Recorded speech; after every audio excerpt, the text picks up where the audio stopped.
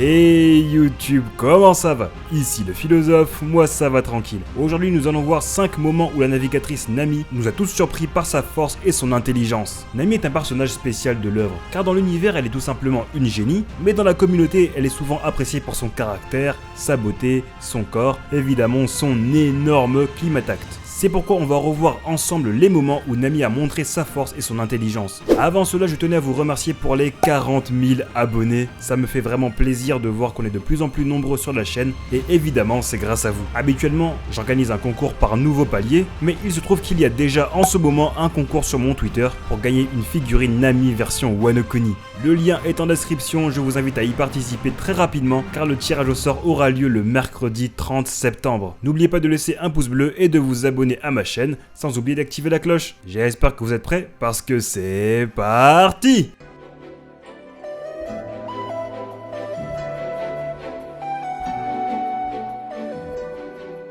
C'est durant l'arc Whole Cake Island que Nami utilisera sa nouvelle arme, qui est une évolution de son sorcerer Climatact. D'abord face à Cracker, elle s'est montrée décisive en faisant tomber la pluie sur les biscuits du Sweat Commander, valant 860 millions de berries. Mais la fois où Nami a vraiment montré que son potentiel d'attaque pouvait encore évoluer est lorsqu'elle a nourri Zeus avec ses Weather Eggs. Le nuage possédant l'âme de Big Mom a commencé à se métamorphoser, devenant alors un nuage géant chargé de foudre. Nami a très vite compris ce qu'il se passait et a ordonné à tout le monde de s'écarter avant qu'elle n'envoie une attaque dévastatrice de grande portée sur Big Mom. Le coup qu'elle a envoyé n'a fait quasiment aucun dommage à Big Mom, et c'est logique, c'est une des 4 empereurs. Mais ce qui est intéressant, c'est de voir que si Nami arrive à acquérir Zeus définitivement, elle sera alors bien plus forte, et pourra alors relancer ce type d'attaque à l'avenir. Bon, sur ce coup-là, l'ennemi c'était Big Mom, du coup ça ne lui a rien fait. Mais imaginez la même attaque face à des personnages beaucoup moins puissants qu'elle, et il y en a beaucoup. Je vous laisse imaginer ce qu'il se passerait.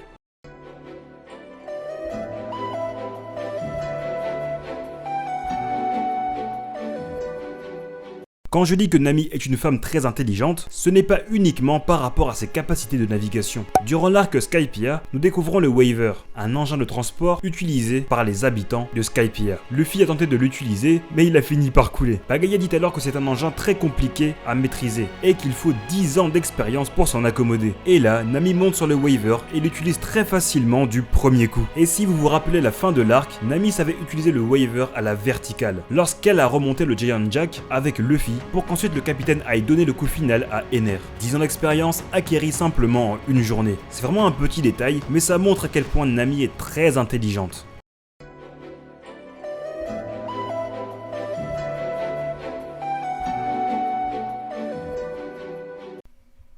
Il est vrai que Nami n'a pas souvent des gros combats, mais quand la navigatrice se bat sérieusement, c'est toujours un plaisir à voir, car cela change des combats de force brute. En effet, durant l'arc Enies Lobby, Nami était face à Khalifa, une agente du CP9, formée depuis l'enfance. Il est clair que physiquement, Khalifa était bien au-dessus de Nami, que ce soit en vitesse, en force, en résistance, elle surpassait totalement Nami. Mais encore une fois, la chatte voleuse a gagné ce combat grâce à son intelligence. Avec son climatact, elle a pu créer des mirages qui au premier abord ne semblent pas réussi, mais cela est aussi prévu pour tromper l'adversaire, et grâce à ses connaissances scientifiques, elle a pu rediriger la foudre avec son attaque finale pour transpercer le corps de Khalifa. Elle a vaincu un adversaire bien plus forte qu'elle, uniquement grâce à son intelligence. Je vous avoue que ce combat m'a beaucoup surpris, surtout par rapport à Khalifa. J'ai l'impression que si elle avait plus misé sur les 6 pouvoirs plutôt que son fruit du démon des bulles, elle aurait plus facilement pu vaincre Nami. Mais bon, elle l'a sous-estimé et c'était ça son erreur.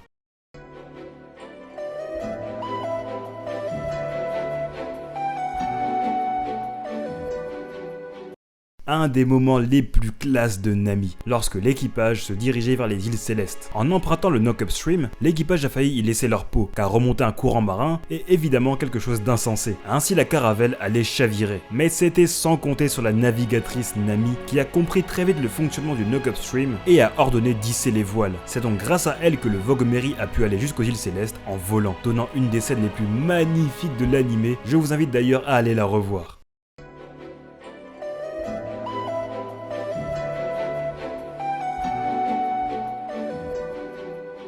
Pour moi, le meilleur combat de Nami est celui contre Miss Doublefinger, car c'est à ce moment-là qu'elle passe d'un personnage faible à une véritable combattante, sans évidemment oublier qu'elle venait à peine de découvrir sa nouvelle arme, le Climatact, mais que grâce à son intelligence, elle a su rapidement le manier. Ce qui m'a marqué est le Tornado Tempo. Là, ne me dites pas que vous n'avez pas été surpris. Nami lance alors son attaque ultime, qui au début ne sort que de simples jouets. On pensait tous que c'était encore une mauvaise blague de Usopp, mais quelques secondes plus tard, les ficelles entourent Miss Doublefinger et l'envoient traverser plusieurs murs à une vitesse incroyable. Nami venait alors de gagner son premier vrai combat. De plus, Nami m'a surpris en n'ayant pas hésité à se faire transpercer le pied pour réaliser son attaque. Quelle force, quelle résistance, quelle navigatrice. Vous avez donc compris que Nami est bien plus qu'un personnage féminin présent pour le fanservice. Et je rajouterai en bonus un grand mystère sur Nami.